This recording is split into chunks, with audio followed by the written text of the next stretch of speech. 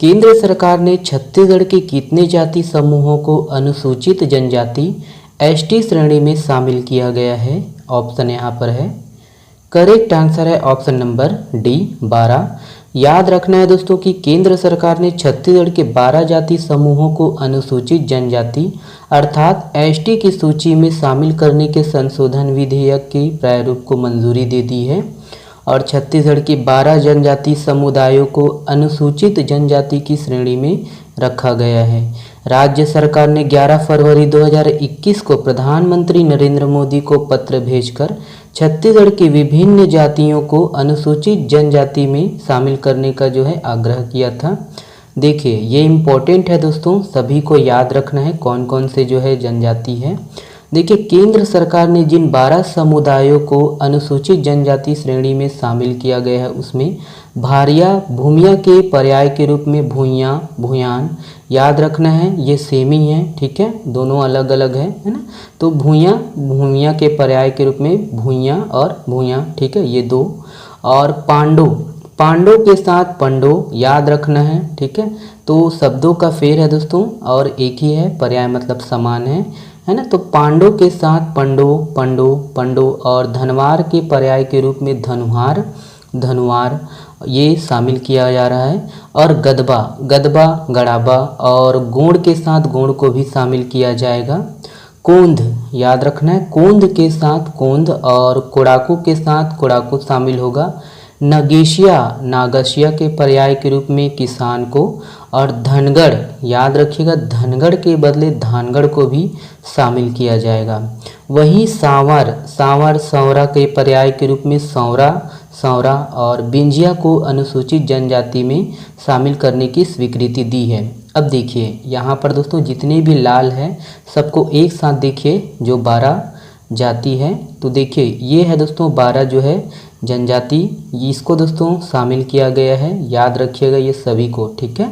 तो इनको 12 जनजाति को दोस्तों अनुसूचित जनजाति में शामिल किया गया। देखिए भूइयाँ है ना, तो भूइयाँ भूयान पंडो धनुहार गदबा गोंड कोंद कोड़ाकू नगेशिया धांगड़ शौरा बिंजिया याद रखना है दोस्तों इन सबको। और देखिए दोस्तों कि भारिया नाम के अंग्रेजी संस्करण को बिना बदलाव किए भरिया के रूप में भारिया का सुधार किया गया है। चलिए अगला देखिएगा। देखिए छत्तीसगढ़ संस्कृति विभाग ने राज्य के कलाकारों को कितने श्रेणी में बांट दिया है? ऑप्शन यहाँ पर है, देखिएगा सही आंसर करेक्ट आंसर है ऑप्शन नंबर बी 6। याद रखना है दोस्तों कि छत्तीसगढ़ संस्कृति विभाग ने राज्य के कलाकारों को 6 श्रेणी में बांट दिया है। विभिन्न देखिए विभाग की तरफ से जारी पहली सूची में 315 कलाकारों के नाम हैं। कलाकारों को इन श्रेणी के हिसाब से कार्यक्रम और मानदेय दिया जाएगा। एक प्रस्तुति के लिए 11 से 71 हज़ार रुपये तक दिए जाएंगे। देखिए इसमें अलग अलग श्रेणी हैं। देखिए पद्म विभूषण और पद्म भूषण कलाकारों को A+++ श्रेणी में रखा गया है और इन्हें एक साल में 8 कार्यक्रम मिलेंगे। इस श्रेणी में राज्य से सिर्फ पंडवानी कलाकार तीजनबाई का नाम है। अगला ये है कि A++ में पद्मश्री से सम्मानित 8 कलाकारों का नाम है। इस श्रेणी में 51 हज़ार रुपये मानदेय व 10 कार्यक्रम मिलेंगे। वहीं दोस्तों A+ में संगीत नाटक अकादमी और राज्य अलंकरण पुरस्कार प्राप्त 19 कलाकारों के नाम हैं और इसमें 5 साल से राष्ट्रीय स्तर पर प्रस्तुति देने वाले कलाकारों को रखा गया है। इस श्रेणी में 41 हज़ार रुपये मानदेय व 10 कार्यक्रम मिलेंगे।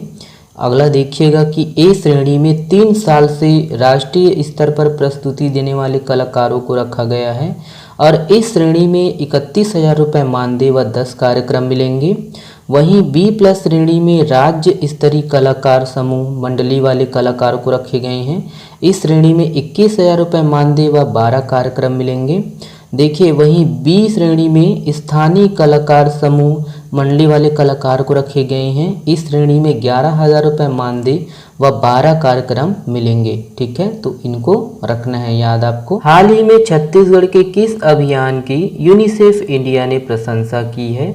ऑप्शन यहाँ पर है, correct answer option number C है, कुपोषण मुक्ति अभियान। याद रखना है, देखिएगा कि यूनिसेफ इंडिया के प्रमुख याशु माशा किमुरा ने छत्तीसगढ़ के कुपोषण मुक्ति अभियान की प्रशंसा की है। राज्य सरकार द्वारा छत्तीसगढ़ में हेल्थ के क्षेत्र में हो रहे कार्यों की वजह से छत्तीसगढ़ के हेल्थ इंडेक्स में काफ़ी उल्लेखनीय सुधार हुआ है। यूनिसेफ इससे काफ़ी प्रभावित है। याद रखना है कि इसके साथ ही यूनिसेफ इंडिया ने छत्तीसगढ़ मॉडल को सराहा है। देखिए, प्रदेश में स्वास्थ्य सेवाओं की प्रशंसा करते हुए कुपोषण और एनीमिया मुक्ति हेतु यूनिसेफ द्वारा सहयोग देने की बात कही है। और देखिएगा दोस्तों कि हाल ही में यूनिसेफ इंडिया की टीम ने बस्तर अंचल के नारायणपुर, कोंडागांव और बस्तर जिले का भ्रमण किया था और वहां मुख्यमंत्री सुपोषण अभियान के किए जा रहे कार्यों को नज़दीक से देखा। देखिए, इम्पोर्टेंट है, याद रखना है कि छत्तीसगढ़ में यूनिसेफ की प्रमुख जॉब जकारिया है और मुख्यमंत्री सुपोषण अभियान से छत्तीसगढ़ में लगभग 2,10,000 बच्चे कुपोषण से जो है मुक्त हुए हैं। ठीक है, देखिए इसी तरह 1 लाख महिलाएं जो है एनीमिया से मुक्त हो चुके हैं। इस अभियान के तहत बच्चों और महिलाओं को स्थानीय पोषक आहार, गर्म भोजन, अंडा, चिक्की, मूंगफली, चना, कुछ स्थानों पर मिलेट्स के साथ रेडी टू ईट जो है पूरक पोषण आहार दिए जा रहे हैं। ठीक है, याद रखिएगा। अगला प्रश्न देखते हैं। देखिए, छत्तीसगढ़ के प्रत्येक विकास खंड में कितने रूरल इंडस्ट्रियल पार्क बनाया जाएगा? ऑप्शन यहाँ पर है। Correct answer option number C है दोस्तों, 2। याद रखना है। देखिएगा कि छत्तीसगढ़ के प्रत्येक विकास खंड में 2 रूरल इंडस्ट्रियल पार्क बनाए जाएंगे और प्रत्येक पार्क के लिए 2 करोड़ रुपए आवंटित किया जाएगा। राज्य के ग्रामीण क्षेत्रों के चयनित गौठानों को आजीविका के केंद्र के रूप में विकसित करने के लिए यहाँ Mahatma Gandhi rural industrial park बनाया जाएगा। देखिए कि इसे स्थानीय, शासकीय एवं अन्य आवश्यकताओं को पूरा करने के लिए ग्रामीण उत्पादन एवं सेवा केंद्र के रूप में विकसित किया जाएगा।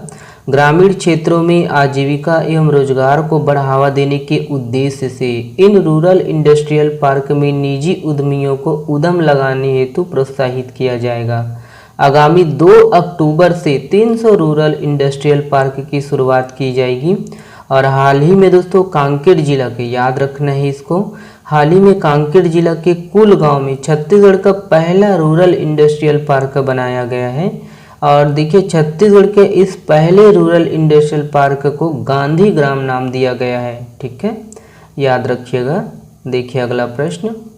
देखिए, कबीरधाम में लग रहे राज्य का सबसे बड़ा एवं पहला एथेनॉल प्लांट में एथेनॉल का उत्पादन कब से किया जाएगा? ऑप्शन यहाँ पर है। करेक्ट आंसर है दोस्तों ऑप्शन नंबर बी, जनवरी 2023। देखिए दोस्तों कि कबीरधाम जिले के भोरमदेव सहकारी शक्कर कारखाना की खाली पड़े 35 एकड़ जमीन में लग रहे राज्य का सबसे बड़ा एवं पहला एथेनॉल प्लांट लगाया जा रहा है, जो दिसंबर 2022 तक तैयार हो जाएगा। और इस सबसे बड़े एवं पहले एथेनॉल प्लांट में एथेनॉल का उत्पादन जनवरी 2023 से करने की तैयारी किया जा रहा है। इस प्लांट से रोजाना 80,000 लीटर एथेनॉल निकलेगा। ठीक है, देखिए दोस्तों ये है कि छत्तीसगढ़ के चारों एथेनॉल कारखानों आरंग, बेमेतरा, मंदिर हसौद, कबीरधाम से उत्पादन शुरू होने के बाद प्रदेश में पेट्रोल में जो है एथेनॉल की मात्रा बढ़ाकर 20% करने का जो है लक्ष्य रखा गया है, जो अभी 8.5% है। छत्तीसगढ़ में 27 फर्मों ने एथेनॉल प्लांट स्थापित करने के लिए समझौता किया है, MOU किया है।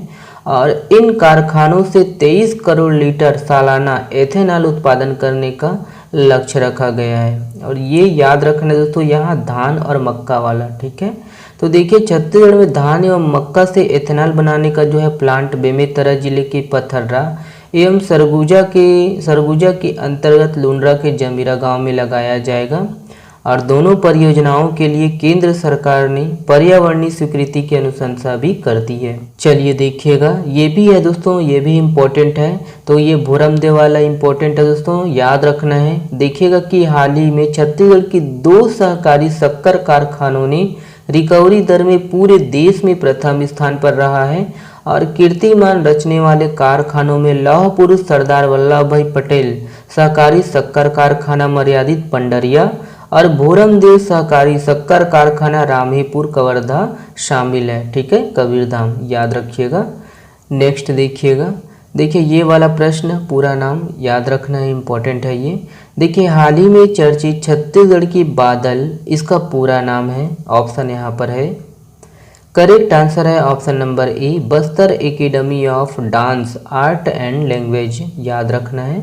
देखिएगा दोस्तों कि Bastar academy of dance art and language बादल संस्था को इंदिरा कला संगीत विश्वविद्यालय खैरागढ़ से संगीत से संबद्ध परीक्षा केंद्र की मान्यता मिल गई है और इसके अंतर्गत कई कोर्स एवं डिप्लोमा कोर्स निर्धारित किए गए हैं। और देखिए दोस्तों ये भी याद रखना है कि बस्तर की जो है कला और संस्कृति के प्रतिनिधि संस्थान बादल में ही छत्तीसगढ़ का पहला म्यूजिकल वर्कशॉप हुआ था और यह वर्कशॉप अपने तरह का प्रदेश में होने वाला जो है पहला आयोजन था। बस्तर की यह अकादमी देखिए राजनांदगांव में नाचक केंद्र और रायगढ़ के चक्रधर कला केंद्र के बाद राज्य की लोक कला एवं संस्कृति के क्षेत्र में तीसरी संस्था है। ओके, चलिए अगला प्रश्न देखिए, छत्तीसगढ़ में अगस्त 2022 में न्यूनतम बेरोजगारी दर कितना है? ऑप्शन यहाँ पर है। Correct answer option number A है दोस्तों, 0.4%, याद रखना है।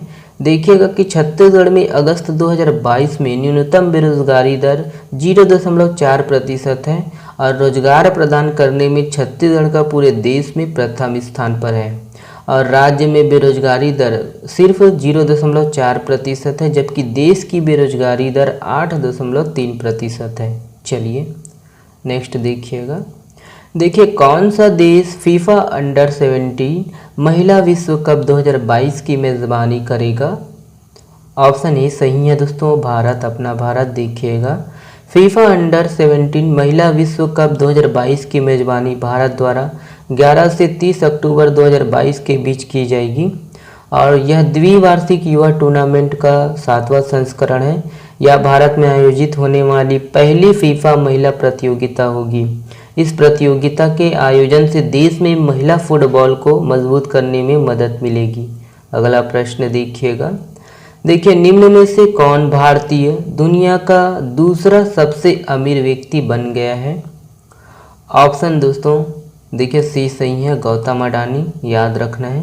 देखिएगा कि फोर्ब्स की रियल टाइम अरबपतियों की सूची में अडानी समूह के अध्यक्ष गौतम अडानी लुई विटन के बर्नार्ड अर्नाल्ट को पछाड़कर दुनिया के दूसरे सबसे अमीर व्यक्ति बन गए हैं। अडानी की कुल संपत्ति 153.9 बिलियन अमेरिकी डॉलर थी, जबकि अर्नाल्ड की कुल संपत्ति 153.7 बिलियन अमेरिकी डॉलर थी और गौतम अडानी अब बिजनेस मैग्नेट एलन मस्क से ही पीछे हैं। देखिए छत्तीसगढ़ संस्कृति विभाग ने राज्य के कलाकारों को कितने श्रेणी में बांट दिया है? ऑप्शन यहाँ पर है, देखिएगा सही आंसर, करेक्ट आंसर है ऑप्शन नंबर बी 6। देखिए कौन सा बैंक इलेक्ट्रॉनिक बैंक गारंटी जारी करने वाला भारत का पहला बैंक बन गया है? ऑप्शन यहाँ पर है, करेक्ट आंसर है ऑप्शन नंबर बी HDFC, याद रखना है। देखिए किर्गिस्तान रूस में हो रही 9वीं world strength lifting and incline bench press championship 2022 में छत्तीसगढ़ से किसने कांस्य पदक जीता है? ऑप्शन यहाँ पर है, करेक्ट आंसर है option number C Rohan Shah. देखिए हाल ही में मुख्यमंत्री भूपेश बघेल द्वारा किस विधानसभा क्षेत्र में 205 करोड़ 14 लाख रुपए की लागत से 13 विभिन्न कार्यों का लोकार्पण एवं शिलान्यास किया है? देखिए यहाँ पर ऑप्शन कौन सा सही है? करेक्ट आंसर है दोस्तों ऑप्शन नंबर सी खरसियां। देखिए ये वाला प्रश्न आप लोगों के लिए है दोस्तों। देखिए कौन सा देश फीफा अंडर 17 महिला विश्व कप 2022 की मेज़बानी करेगा?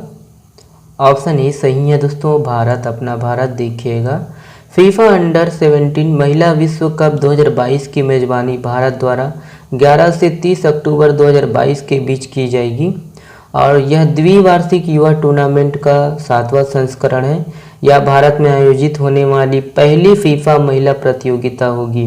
इस प्रतियोगिता के आयोजन से देश में महिला फुटबॉल को मजबूत करने में मदद मिलेगी। देखिए, हाल ही में चर्चित कोंद जाति, जिसे अनुसूचित जनजाति श्रेणी में शामिल किया गया है, इसका संकेंद्रण छत्तीसगढ़ में कहाँ है? ऑप्शन यहाँ पर है, देखिए correct answer option number C है दोस्तों, उपरोक्त दोनों, रायगढ़ और महासमुंद में दोनों। देखिए यहाँ पर मैप के आधार पर ये आपका रायगढ़ जिला और ये आपका महासमुंद जिला, ठीक है, कोंद। तो देखिएगा कि कोंद जाति, जिसे दोस्तों केंद्र सरकार ने 12 जाति समूहों के साथ अनुसूचित जनजाति अर्थात एसटी की सूची में शामिल किया गया है और छत्तीसगढ़ में इस जनजाति समुदाय का संकेंद्रण जो है रायगढ़ एवं महासमुंद में है। देखिए और भी जो जनजातियां हैं जिसे शामिल किया गया है अनुसूचित जनजाति में, तो यहाँ पर देखिए दोस्तों शौरा है ना, शौरा ये है दोस्तों आपका, देखिए रायगढ़ और आपका ये महासमुंद में है दोनों।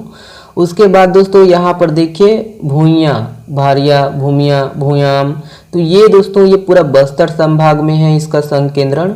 उसी तरह दोस्तों पंडो है ना, तो पंडो का भी पूरा सरगुजा संभाग में है इसका जो है संकेंद्रण। उसी तरह आपका धनवार है ना, तो ये भी दोस्तों पूरे बस्तर संभाग में इसका संकेंद्रण है। गदबा दोस्तों बस्तर संभाग में इसका संकेंद्रण है, गदबा, गड़ाबा याद रखिए।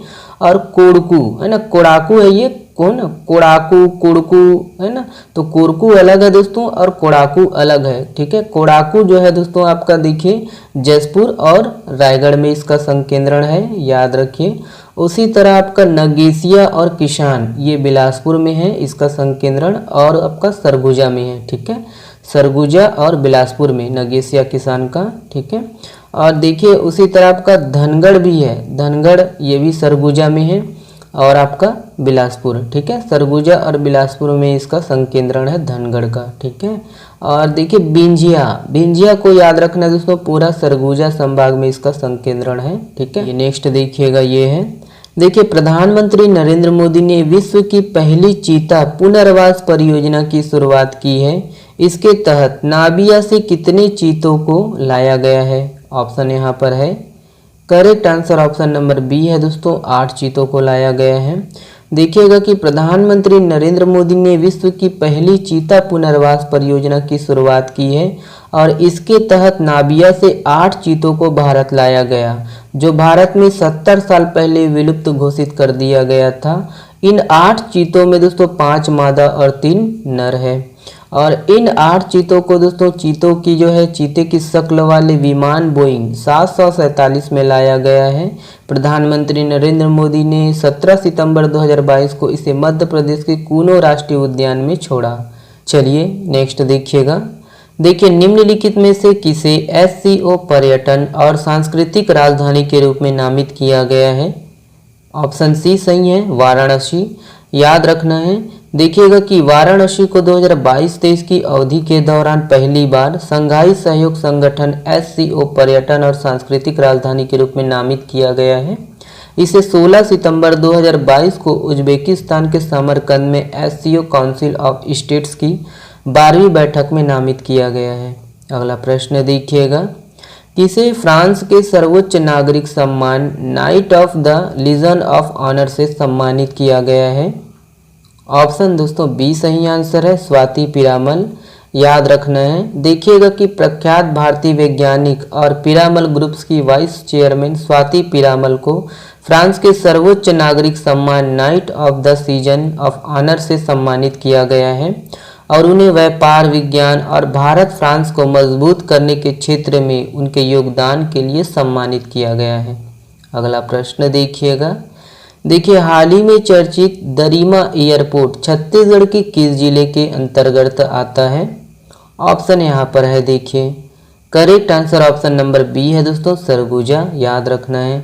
देखिएगा कि सरगुजा जिले के अंबिकापुर के दरिमा हवाई पट्टी को अब 72 सीटर विमान के उड़ान भरने लायक बनाया जा रहा है और दिसंबर तक इसे पूरा करने का लक्ष्य रखा गया है। देखिए दोस्तों कि इस एयरपोर्ट को पेवमेंट क्लासिफिकेशन नंबर PCN कम मिले थे, इस वजह से 20 सीटर विमान के उड़ान भरने की क्षमता के कारण इसे 2B कैटेगरी में रखा गया। अब इसे 2B कैटेगरी से 3C कैटेगरी में जो है अपग्रेड करने का कार्य चल रहा है अंबिकापुर रूट पहले ही केंद्र सरकार के बीट में शामिल है, इसीलिए रनवे तैयार होते ही यहाँ बिलासपुर के लिए विमान सेवा शुरू हो जाएगा। बाद में यहाँ रायपुर से भी कनेक्ट हो जाएगा। देखिए कोयलीबेड़ा ब्लॉक के कोटरी संगम घाट जहाँ रेत से सोना निकालने के कारण चर्चा में है, यह छत्तीसगढ़ के किस जिले में है? ऑप्शन यहाँ पर है, correct answer option number C है, कांकेर जिला। याद रखिए। देखिए यहाँ पर लोकेट कर दिया गया है, ये है कांकेर जिला। देखिए इसके संबंध में विस्तृत जानकारी।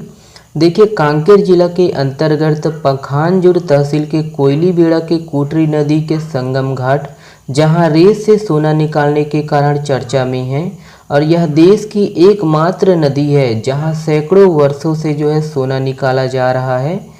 याद रखिए दोस्तों, यहाँ पर जितने भी लाल रंग में पॉइंट दिए हैं, लाल रंग में जो लिखा है इम्पोर्टेंट है, किस जिले में है? कांकेर जिले में है। ठीक है, तो यहाँ की जो है सोनझरिया परिवार का यह पुश्तैनी व्यवसाय है। पारिवारिक सदस्य पतकशा है ना, बड़गांव, कोंडे, कोटरी नदी, खंडी नदी और घमरे नदी, राव घाट, बड़े डोंगर, इसके अलावा महाराष्ट्र के कुछ नदियों में जाकर सोना निकालने का कार्य करते हैं। याद रखिएगा, जो खंडी नदी है वो कोटरी नदी की सहायक नदी है। ओके, देखिएगा कि नदी से निकाले जाने वाली मिट्टी को डोंगी नुमा लकड़ी के बर्तन में धोते हैं और धुलाई के बाद बचे हुए बारीक कण को इकट्ठा किया जाता है। कण के ज़्यादा मात्रा में जमा होने पर हिलाया जाता है और कण को पिघलाकर सोना का जो है रूप दिया जाता है, उसे क्यारी सोना कहा जाता है।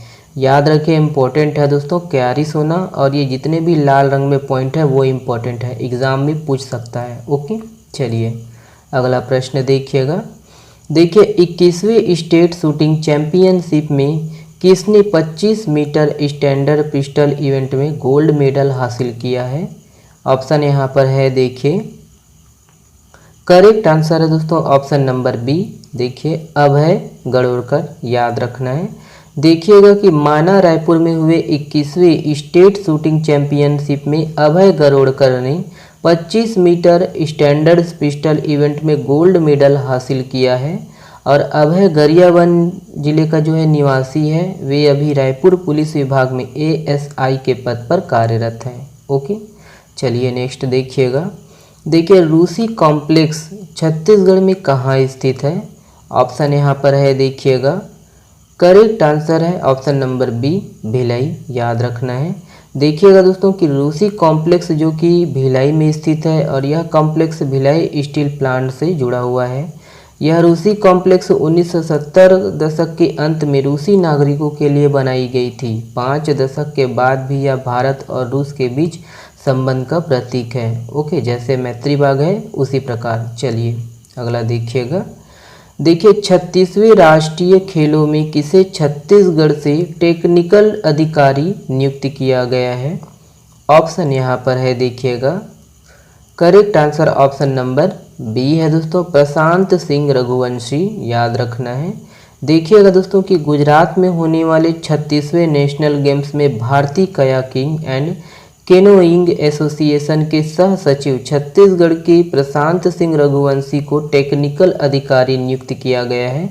उसे यह जिम्मेदारी भारतीय एसोसिएशन ने सौंपी है। देखिए इसके अलावा छत्तीसगढ़ के 4 खिलाड़ी केनोइंग भी नेशनल गेम्स में हिस्सा लेने जा रहे हैं। इस नेशनल गेम्स में छत्तीसगढ़ से 172 खिलाड़ी और 54 कोच मैनेजर मिलाकर कुल 226 सदस्यों का दल भाग लेने जाएंगे। याद रखना है। देखिएगा कि छत्तीसगढ़ राज्य शासन के खेल विभाग ने छत्तीसगढ़ ओलंपिक संघ को 35,56,542 रुपये का एडवांस भी जारी कर दिया है। और देखिए दोस्तों कि नेशनल गेम्स में खेलने के लिए छत्तीसगढ़ के 21 खेलों को पात्रता दी गई है। इन खेलों में 93 पुरुष और 79 महिला खिलाड़ी हिस्सा लेंगे। याद रखिएगा। अगला प्रश्न देखिए, ये भी इम्पोर्टेंट है, याद रखना है।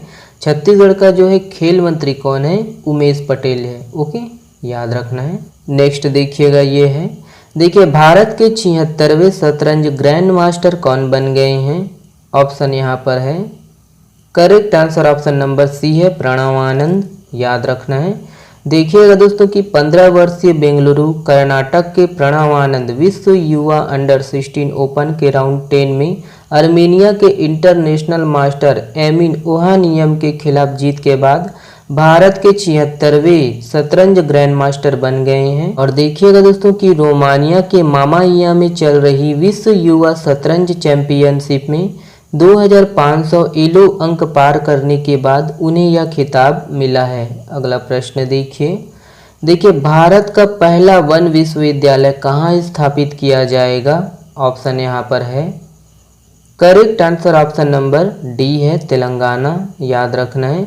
देखिए तेलंगाना विधानसभा ने हाल ही में वानिकी विश्वविद्यालय अधिनियम 2022 को मंजूरी दे दी है। वानिकी विश्वविद्यालय देश में अपनी तरह का पहला विश्वविद्यालय आने वाले समय में होगा।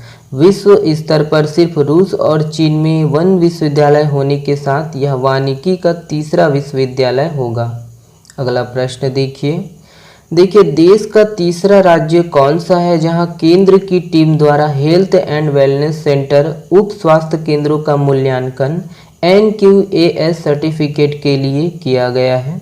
ऑप्शन यहाँ पर है, correct answer option number C है, छत्तीसगढ़। अपना छत्तीसगढ़ देखिए केंद्रीय स्वास्थ्य एवं परिवार कल्याण मंत्रालय की टीम द्वारा राष्ट्रीय गुणवत्ता आश्वासन मानक प्रमाण पत्र NQAS सर्टिफिकेट के लिए राज्य के हेल्थ एंड वेलनेस सेंटर उप स्वास्थ्य केंद्रों का भी मूल्यांकन किया गया है। छत्तीसगढ़ देश का तीसरा राज्य है जहां केंद्र की टीम द्वारा हेल्थ एंड वेलनेस सेंटर उप स्वास्थ्य केंद्रों का भी मूल्यांकन NQAS सर्टिफिकेट के लिए किया गया है। याद रखना है कि दुर्ग जिला के अमलेश्वर और रायपुर के निस्दा हेल्थ एंड वेलनेस सेंटर उप स्वास्थ्य केंद्रों का निरीक्षण किया गया है। देखिए केंद्रीय स्वास्थ्य मंत्रालय द्वारा अब तक प्रदेश के 55 शासकीय स्वास्थ्य संस्थाओं को राष्ट्रीय गुणवत्ता आश्वासन मानक प्रमाण पत्र प्रदान किया जा चुका है। देखिए छत्तीसगढ़ में विपणन वर्ष 2022-23 के लिए कब से समर्थन मूल्य पर धान खरीदी की शुरुआत की जा रही है? ऑप्शन यहाँ पर है, देखिएगा correct answer option number B है दोस्तों, 1 नवंबर 2022 से। याद रखना है। देखिएगा कि छत्तीसगढ़ में विपणन वर्ष 2022-23 के लिए 1 नवंबर 2022 से समर्थन मूल्य पर धान खरीदी की शुरुआत की जाएगी। इसके लिए नए किसानों के पंजीयन की प्रक्रिया जारी है जो 31 अक्टूबर 2022 तक चलेंगी। याद रखना है कि इस वर्ष पंजीकृत किसानों की संख्या 25 लाख के पार पहुंच जाएगी। वर्ष 2021-22 में 24.05 लाख किसानों ने धान बेचने के लिए पंजीयन करवाया था और वर्ष 2020-21 में पंजीकृत किसानों की संख्या 21.52 लाख थी। याद रखना है कि विपणन वर्ष 2021-22 में किसानों की संख्या विपणन वर्ष 2020-21 की तुलना में 2.5 लाख से ज़्यादा बढ़ गई थी। वहीं वर्ष 2018-19 में किसानों की संख्या 16.96 लाख थी। ओके, ध्यान रखना है। देखिए ये भी डाटा इम्पोर्टेंट है दोस्तों एग्जाम के दृष्टिकोण से।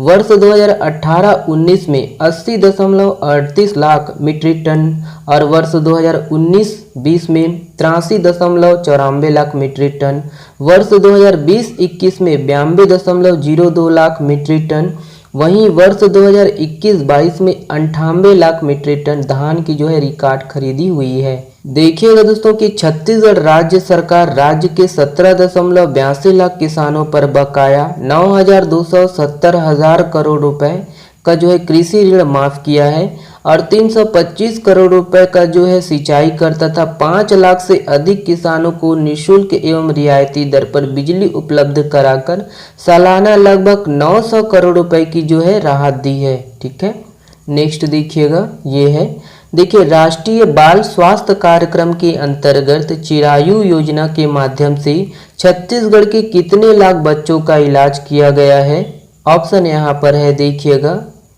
करेक्ट आंसर है दोस्तों ऑप्शन नंबर ए, 1,76,000। देखिएगा, याद रखना है।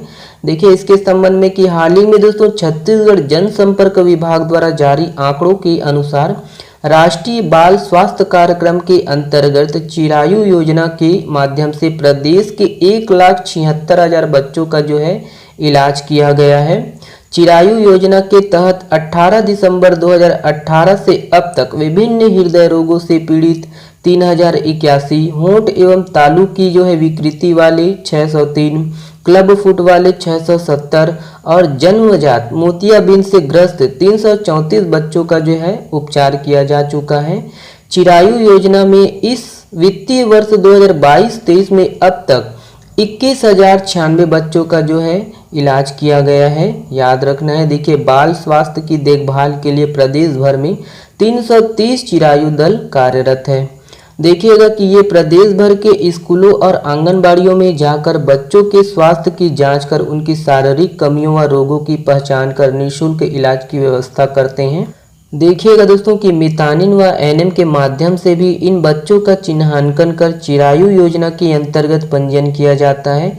चिरायु दल द्वारा इन बच्चों की जो है उच्च स्तरीय जांच कर अनुबंधित अस्पतालों में ऑपरेशन करवाया जाता है। और प्रदेश में छत्तीसगढ़ में दोस्तों वर्ष 2014 से राष्ट्रीय बाल स्वास्थ्य कार्यक्रम संचालित है। इसके तहत बच्चों में 44 प्रकार की बीमारियों की जो है पहचान कर जांच कर उपचार किया जाता है। अगला देखिए, ये वाला प्रश्न इम्पोर्टेंट है, हम लोग पूर्व में भी देखे थे, तो ये दूसरा वाला है, देखिएगा, है ना, हाल ही में खबर आए थे उसके आधार पर है। तो देखिए छत्तीसगढ़ में राम वन गमन पथ के अंतर्गत कहाँ भगवान राम की दूसरी प्रतिमा लगाई जाएगी? ऑप्शन यहाँ पर है, करेक्ट आंसर है दोस्तों option number B, Shivri Narayan. याद रखना है, देखिएगा दोस्तों कि छत्तीसगढ़ में राम वन गमन पथ की दूसरी साइड की भगवान राम की प्रतिमा शिवरी नारायण में लगाई जाएगी। याद रखना है कि श्री राम की दूसरी प्रतिमा बनकर तैयार हो गई है। मध्य प्रदेश के ग्वालियर में 25 फीट की इस प्रतिमा का जो है निर्माण हुआ और इसे सड़क मार्ग से शिवरी नारायण लाया गया है। इस प्रतिमा को बनाने वाले 44 साल के मूर्तिकार हरि कृष्ण दास है, जिनका नाम Guinness book of world record में भी शुमार है और अंतर्राष्ट्रीय स्तर के 100 से अधिक पुरस्कार मिल चुके हैं। भगवान राम की जो है राम वन गमन पथ की दूसरी साइड में लगाई जाने वाली प्रतिमा को बनाने में 4.5 माह का समय लगा है और इसके निर्माण में 15 से अधिक कलाकारों ने कार्य किया है। देखिएगा दोस्तों कि छत्तीसगढ़ में 9 जगहों पर लगाई जाने वाली प्रतिमाओं का निर्माण अलग अलग राज्यों में हो रहा है। चनखुरी की प्रतिमा ओडिशा में बनी थी, जो कि राज्य में प्रथम है, और राजिम में छत्तीसगढ़, एमपी और उड़ीसा के कलाकार बना रहे हैं। देखिए दोस्तों, मैप के माध्यम से यहाँ पर लोकेट करने की कोशिश किए गए हैं और आपको अच्छे से देखना है और हमेशा के लिए याद रखना है। तो भगवान राम की जो है छत्तीसगढ़ में 9 जगह है ना, 9 जगहों पर भगवान राम की 9 ऊंची ऊंची प्रतिमाएं स्थापित होंगी। यहाँ देखिए सीतामढ़ी, हरचौका जो पहले कोरिया जिले में थे लेकिन अब एमसीबी में आएंगे, भरतपुर, ठीक है, याद रखना है। शिवरी नारायण जो कि जांजगीर चांपा जिला, याद रखना है, और रामगढ़, सरगुजा, ओके, तुरतुरिया जो कि बलौदा बाजार, ध्यान रखना है, राजिम जो कि गरियाबंद, ठीक है, धमतरी के जो है सिहावा सप्तऋषि आश्रम में, ठीक है, भगवान राम की जो है प्रतिमा स्थापित होंगी, और जगदलपुर में हो गया दोस्तों। उसके बाद आपका देखिए रामाराम जो कि सुकमा जिले में है, और उसके बाद चंदखुरी, ठीक है। तो ये 9 जगह है दोस्तों, याद रखना है ये सबको, ठीक है। नेक्स्ट देखिएगा, देखिए ये वाला प्रश्न दोस्तों, हाल ही में चर्चित राजस्थान का सीकर, यहाँ कौन से खनिज का भंडार मिला है? ऑप्शन नंबर सी सही है दोस्तों, यूरेनियम। देखिएगा दोस्तों इसके संबंध में कि राजस्थान के सीकर से देश को टॉप ग्रेड यूरेनियम मिलेगा। रायल गांव में झारखंड, आंध्र प्रदेश से अच्छी ग्रेड के यूरेनियम का भंडार मिला है। यहाँ 1086.46 हेक्टेयर में 1.2 करोड़ टन यूरेनियम व संबंधित मिनरल्स है। याद रखना है कि यूरेनियम कॉरपोरेशन ऑफ इंडिया 4 साल से प्रोजेक्ट पर काम कर रहा है। खनन के लिए 30 मीटर पिट लाइन बन चुकी है और 1.5 किलोमीटर लंबी टनल बनेंगी। देखिए 60 मीटर से 700 मीटर गहराई तक यूरेनियम मिलेगा और खनन जो है 40 साल चलेगा। प्रोजेक्ट में 3000 करोड़ रुपए का जो है निवेश होगा और प्रत्यक्ष 3000, अप्रत्यक्ष 700 लोगों को रोजगार मिलेगा। देश में मेघालय, छत्तीसगढ़, तेलंगाना में भी यूरेनियम है, पर झारखंड, आंध्र प्रदेश में 8 माइंस और 3 प्रोसेसिंग यूनिट जो है चल रही है। नेक्स्ट देखिएगा दोस्तों, ये देखिए ये भी प्रश्न इंपॉर्टेंट है। निम्नलिखित में से किसने डूरंड कप 2022 का खिताब जीता है? ऑप्शन यहाँ पर है, करेक्ट आंसर ऑप्शन नंबर दोस्तों ए सही आंसर है, बेंगलुरु फुटबॉल क्लब। याद रखना है, देखिएगा कि बेंगलुरु एफसी ने मुंबई सिटी एफसी को 2-1 से हराकर सॉल्ट लेक स्टेडियम में अपना पहला डूरंड कप फुटबॉल टूर्नामेंट खिताब जीता है। बेंगलुरु एफसी के करिश्माई कप्तान सुनील छेत्री का भी यह पहला डूरंड कप का खिताब है, याद रखना है। देखिएगा कि विजेता टीम के लिए शिव शक्ति 10वें मिनट और ब्राजील के एलएल कोस्टा 61वें मिनट में गोल किया है। और एशिया के सबसे पुराने फुटबॉल टूर्नामेंट डूरंड कप का आयोजन 16 अगस्त से 18 सितंबर तक किया गया था। देखिए दोस्तों कि यह डूरंड कप का 131वां सीजन था और यह टूर्नामेंट कोलकाता के साल्ट लेक स्टेडियम और किशोर भारती स्टेडियम में खेला गया। इसके अतिरिक्त कुछ मैच जो है इम्फॉल के खोमान लंपक स्टेडियम और गुवाहाटी के इंदिरा गांधी एथलेटिक स्टेडियम में भी खेले गए। टूर्नामेंट में 16 टीमों ने हिस्सा लिया था। पश्चिम बंगाल, असम और मणिपुर डूरंड कप 2022 की जो है ये मेज़बानी कर रहे थे।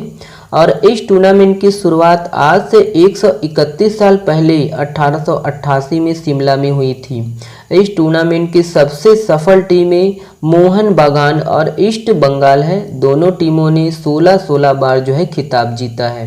अगला प्रश्न देखिए, ये है, देखिए छत्तीसगढ़ में कितने नए तहसीलों का गठन किया गया है।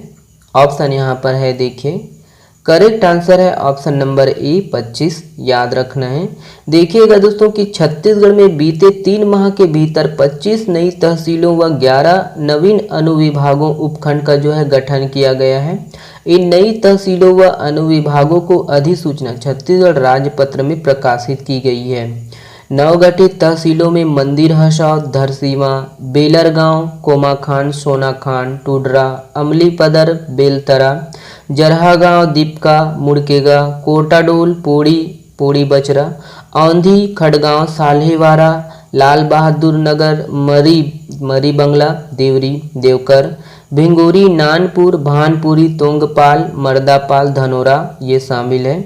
वहीं दोस्तों देखिए इसी तरह जो है नवीन अनुविभागों में तिल्दा, नेवरा, बाग बहरा, माल खरौदा, धमदा, सहसपुर, लोहारा और ये बलरामपुर, ठीक है, राजपुर, भरतपुर, खंडगवा, भोपालपट्टनम व भैरमगढ़ शामिल है। देखिए छत्तीसगढ़ में पड़त भूमि पर दाल की खेती की जाएगी। इसके लिए दाल की कितनी किस्मों पर प्रयोग चल रहा है। ऑप्शन यहाँ पर है, correct answer option number C है दोस्तों 25, याद रखना है। देखिएगा कि छत्तीसगढ़ में एक फसल लेने के बाद 6 से 8 महीने तक खेत जो है खाली पड़े रहते हैं। इसी खाली पड़े पड़त भूमि में दाल की खेती करने हेतु इंदिरा गांधी कृषि विश्वविद्यालय इस पर वर्क प्लान बना रहे हैं। और देखिए छत्तीसगढ़ में 11 लाख हेक्टेयर में तिवड़ा, राजना व मटर की दालें लगाई जा रही है। उन्नत व रोगरोधी 25 किस्मों पर प्रयोग चल रहा है क्योंकि वे दाल से नॉनवेज जैसी स्वाद वाली वस्तुएं बनाने में लगे हुए हैं। और इसकी वजह यह है कि दाल में पाए जाने वाले न्यूट्रिशन हैं। इसमें प्रदेश को आत्मनिर्भर बनाया जाएगा। भारत विश्व का, याद रखना कि भारत विश्व का कुल 25% दालें पैदा करता है। ओके, ध्यान रखिएगा। अगला प्रश्न देखिए भारत की ओर से निम्नलिखित में से किस फिल्म को ऑस्कर पुरस्कार 2023 के लिए नामित किया गया है। ऑप्शन यहाँ पर है, correct answer option number A है दोस्तों छैलो शो, याद रखना है। देखिएगा दोस्तों कि 95वें अकादमी अवार्ड्स में भारत की ओर से गुजराती फिल्म छैलो शो को आधिकारिक तौर पर शामिल होगी। याद रखना है कि फिल्म फेडरेशन ऑफ इंडिया के महासचिव सुप्रण सेन ने ऑस्कर पुरस्कार 2023 के लिए भारतीय फिल्म के नाम का जो है ऐलान किया है। यह अंतर्राष्ट्रीय फिल्म श्रेणी की स्पर्धा में रहेगी। पुरस्कार समारोह 12 मार्च 2023 को होगा और अंग्रेजी में लास्ट फिल्म शो टाइटल से ये बना है ना। तो इस फिल्म के निर्देशन पी नलिन है, याद रखिए। और देश भर के थिएटरों में यह फिल्म 14 अक्टूबर को रिलीज होगी। अगला प्रश्न देखिए हाल ही में चर्चित राजबेड़ा जो गणपति की प्रतिमाओं के लिए चर्चा में है, यह छत्तीसगढ़ के किस जिले में है। ऑप्शन यहाँ पर है, correct answer option number B है दोस्तों नारायणपुर, याद रखिए। देखिएगा कि नारायणपुर जिले के छोटे डोंगर के अंतर्गत, ये छोटे डोंगर के अंतर्गत आता है।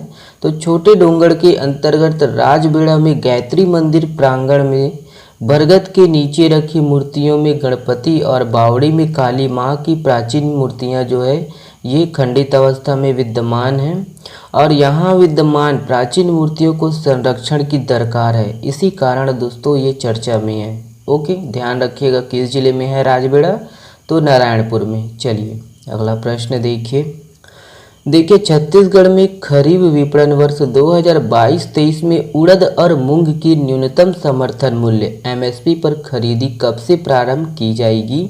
इम्पोर्टेंट प्रश्न है, डाटा को ध्यान से देखिएगा। ऑप्शन नंबर ए सही आंसर है दोस्तों, 17 अक्टूबर 2022 से की जाएगी। ठीक है, देखिएगा इसके संबंध में कि छत्तीसगढ़ में इस वर्ष पहली बार न्यूनतम समर्थन मूल्य एमएसपी पर दलहनी फसलों की खरीदी हो रही है। छत्तीसगढ़ में 17 अक्टूबर से उड़द और मूंग की सरकारी खरीदी शुरू होगी। प्रधानमंत्री अन्नदाता आय संरक्षण अभियान, याद रखिएगा दोस्तों, पीएम आशा अभियान के तहत यह खरीदी 16 दिसंबर तक चलेंगी।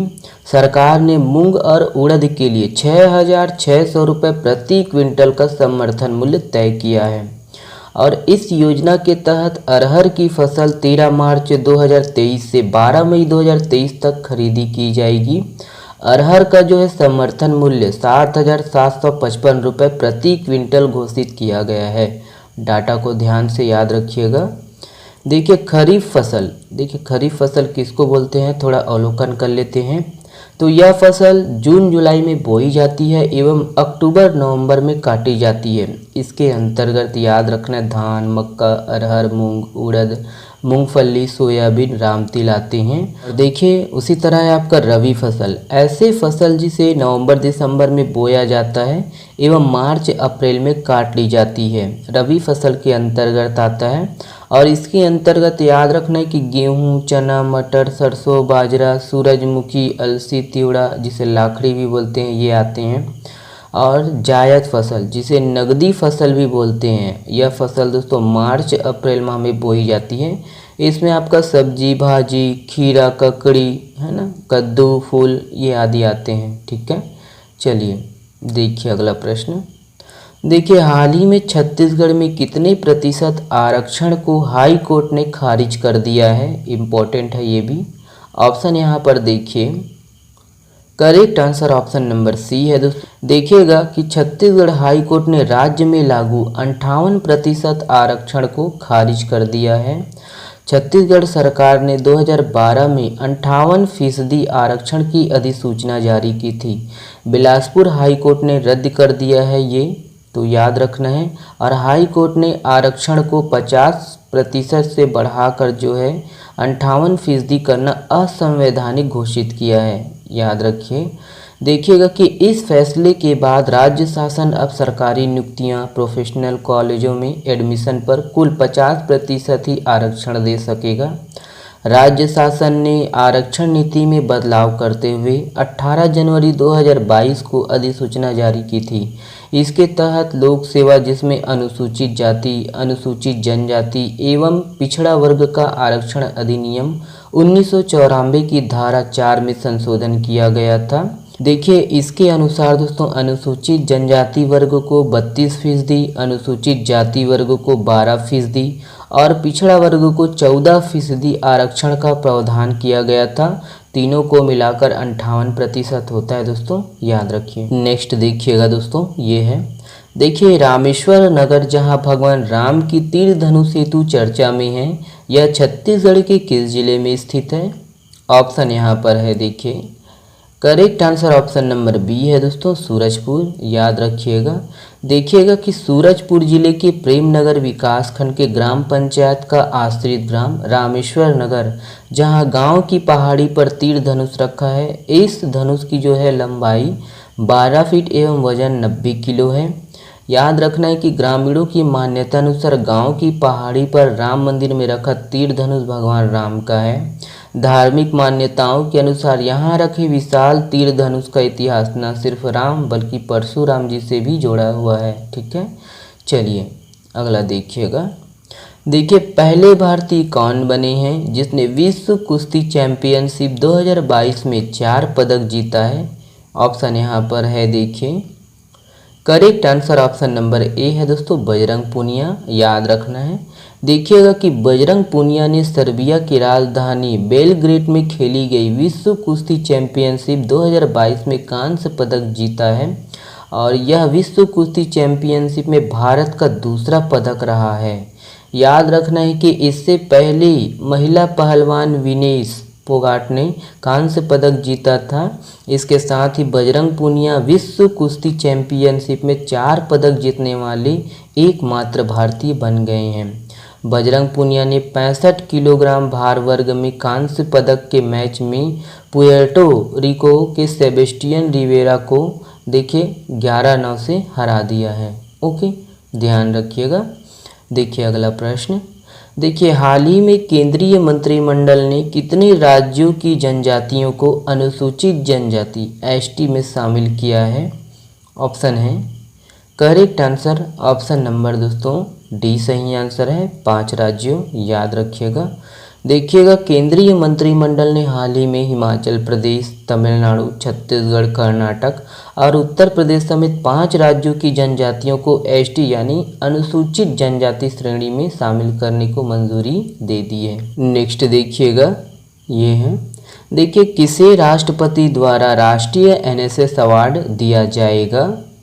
ऑप्शन यहाँ पर है, correct answer option number A है दोस्तों, डॉक्टर सरोज मीना। याद रखिएगा, देखिए राष्ट्रीय एनएसएस अवार्ड जो कि केंद्रीय युवा कार्यक्रम एवं खेल मंत्रालय की राष्ट्रीय सेवा योजना के तहत दिया जाएगा।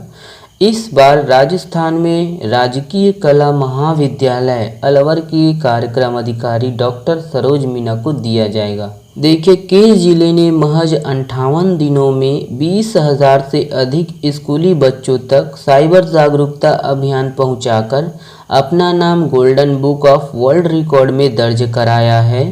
ऑप्शन यहाँ पर है, correct answer option number B है दोस्तों, महासमुंद। याद रखें, देखिएगा दोस्तों कि महज 58 दिनों में 20,000 से अधिक स्कूली बच्चों तक साइबर जागरूकता अभियान पहुंचाकर महासमुंद जिले ने अपना नाम golden book of world record में दर्ज कराया है। याद रखिए, देखिए खाकी के रंग स्कूल के संघ कार्यक्रम में golden book of world record के Asia head doctor Manish Bishnoi ने एसपी भोजराम पटेल को गोल्डन बुक मोमेंटो सर्टिफिकेट प्रदान कर इसकी घोषणा की है। और भोजराम पटेल के मार्गदर्शन में चलाए जा रहे सामुदायिक पुलिसिंग अभियान खाकी के रंग के संघ के सकारात्मक प्रभाव को देखते हुए वैश्विक स्तर पर मान्यता मिली है। देखिए ऊर्जा संरक्षण के क्षेत्र में किसने वर्ष 2021 के लिए SEEM गोल्ड अवार्ड जीता है? ऑप्शन यहाँ पर है, correct answer option number A है दोस्तों, MSP steel and power limited. याद रखिएगा नाम को। पहला देखिए इसके संबंध में, MSP steel and power limited Raigarh ने जो है ऊर्जा संरक्षण के क्षेत्र में नई दिल्ली में वर्ष 2021 के लिए SEEM गोल्ड अवार्ड जीता है। यह पुरस्कार COO श्री BK सिंह ने ग्रहण किया है। देखिए MSP steel and power limited Raigarh को ऊर्जा संरक्षण के क्षेत्र में अपनी प्रतिबद्ध कार्य और कार्बन डाइऑक्साइड उत्सर्जन को कम करने के लिए यह पुरस्कार मिला है। अगला प्रश्न देखते हैं, ये है, हाल ही में चर्चित मां गंगा मैया मंदिर छत्तीसगढ़ के किस जिले में स्थित है? ऑप्शन यहाँ पर है, correct answer option number B है दोस्तों, बालोद। याद रखिएगा, देखिए इसके संबंध में, बालोद जिला के झलमला स्थित मां गंगा मैया मंदिर ऐतिहासिक महत्व वाला धार्मिक स्थल है। इस मंदिर का एक गौरवशाली और बहुत ही चमत्कारी इतिहास है। मूल रूप से गंगा मैया मंदिर का निर्माण एक स्थानीय मछुआरे द्वारा एक छोटी सी झोपड़ी के रूप में किया गया था। देवी प्रतिमा का जल से निकलने के कारण ये मां गंगा मैया के नाम से जानी जाती है। अगला प्रश्न देखते हैं। ओके, देखिए बालोद के संबंध में इम्पोर्टेंट है दोस्तों, अभी हाल ही में मुख्यमंत्री भूपेश बघेल के द्वारा भेंट मुलाकात अभियान के कारण ये चर्चा में है। तो देखिए हाल ही में मुख्यमंत्री भूपेश बघेल ने संजारी बालोद विधानसभा हेतु 135 करोड़ रुपए की 126 कार्यों का जो है लोकार्पण और भूमि पूजन किया है। और यहाँ देखिए ये है बालोद दोस्तों, है ध्यान से देख लीजिए दोस्तों मैप के माध्यम से बालोद जिला, तो कौन कौन से जिला से लगा हुआ है आप देख लीजिए, लोकेट कर लीजिए। देखिए गुरूर, यहाँ दोस्तों गुरूर में प्राचीन देउर मंदिर स्थित है जो एक शिव मंदिर है और निर्माण के संबंध में दो मान्यता है। ये गुरूर में जो मंदिर है शिव मंदिर 12वीं शताब्दी में नागवंशी शासकों द्वारा किया गया और दूसरा ये है कि 7वीं शताब्दी में कलचुरियों द्वारा किया गया। और प्रचलित रूप से देउर मंदिर में विराजमान भगवान शिव को भुणु अर्थात दीमक का घर वाले बाबा भी कहा जाता है। और यह मंदिर स्थापत्य और पिरामिड नुमा शिखर से निर्मित है। ओके, चलिए अगला प्रश्न देखते हैं। देखिए ये भी इम्पोर्टेंट है, ध्यान से देखिएगा। देखिए कोंडागांव में इथेनॉल संयंत्र के निर्माण के लिए छत्तीसगढ़ शासन द्वारा कितने करोड़ रुपए की वित्तीय स्वीकृति प्रदान कर दी गई है? ऑप्शन यहाँ पर है, correct answer option number B है दोस्तों 140.67 करोड़। देखिए इसके संबंध में कोंडागांव में मां दंतेश्वरी मक्का प्रसंस्करण सहकारी समिति द्वारा निर्मित इथेनॉल संयंत्र के निर्माण के लिए छत्तीसगढ़ शासन द्वारा 140.67 करोड़ रुपए की वित्तीय स्वीकृति प्रदान कर दी गई है। इसके साथ ही पर्यावरण सतही व भूगर्भिक जल प्रयोग के लिए अनुमति प्रदान कर दी गई है।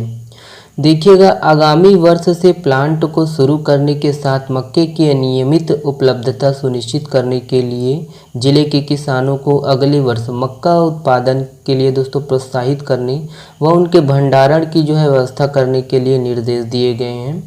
अगस्त 2023 तक यह जो है इथेनॉल जो है प्लांट प्रारंभ होगा और इस प्लांट का निर्माण 2023 तक है ना करने का लक्ष्य रखा गया है। तो ये है कोंडागांव, ठीक है, जो हरा कलर का है, देख लीजिए। चलिए अगला प्रश्न देखिए, छत्तीसगढ़ के किस प्रसिद्ध लोक गायिका का निधन हो गया है? ऑप्शन यहाँ पर है, correct answer option number A है लता खापरड़े, याद रखिए। देखिएगा दोस्तों इसके संबंध में कि छत्तीसगढ़ की प्रसिद्ध लोक गायिका लता खापरड़े का हार्ट अटैक से निधन हो गया। वह राजनांदगांव की भरकापारा की निवासी थी। देखिए लता खापरड़े ने अपनी गायकी से छत्तीसगढ़ की संस्कृति को वैश्विक स्तर पर पहचान दिलाई थी। देश विदेशों में दोस्तों उन्होंने कई कार्यक्रम किए हैं और उन्होंने दोस्तों बॉलीवुड कलाकार आमिर खान की पीपली लाइव फिल्म में भी सह कलाकार की जो है भूमिका अदा की थी। ओके, चलिए नेक्स्ट देखिएगा। देखिए हाल ही में पीएम मोदी ने किस उद्योगपति को पीएम केयर फंड का नया ट्रस्टी नियुक्त किया है? ऑप्शन यहाँ पर है, correct answer option number B है दोस्तों रतन टाटा, याद रखिएगा।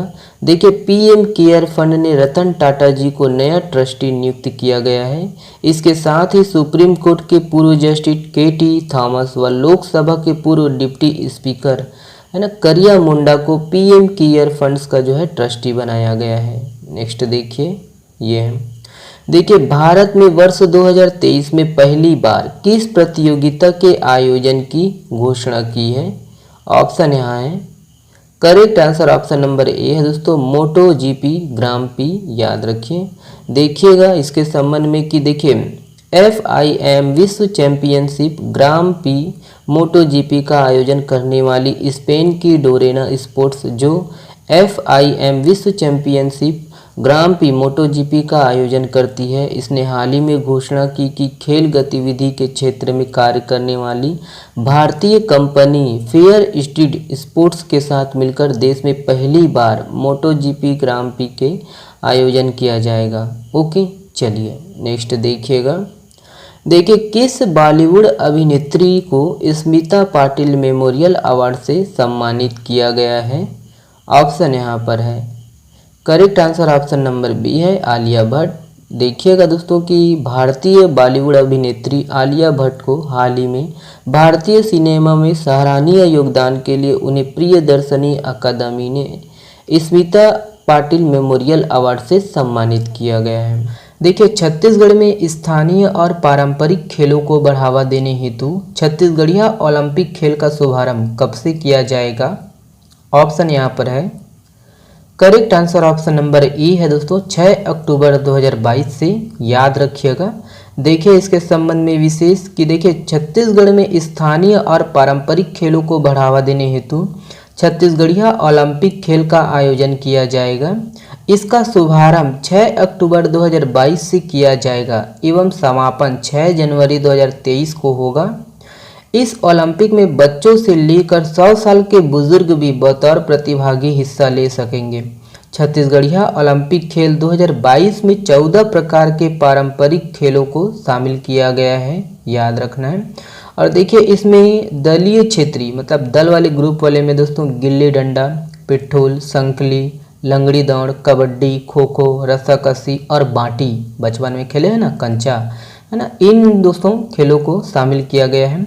और वहीं एकल श्रेणी की खेल विधा में बिल्लस, देखिए फुगड़ी, है ना, गेड़ी दौड़, भौरा और 100 मीटर ये ठीक है दौड़ और लंबी कूद शामिल है। ओके चलिए देखिए और भी है। इन खेलों के मुकाबले पुरुष और महिला दोनों श्रेणियों में होंगे और इस ओलंपिक का आयोजन 4 स्तरों ग्राम पंचायत, ब्लॉक स्तर और जिला स्तर व दोस्तों राज्य स्तर पर होगा।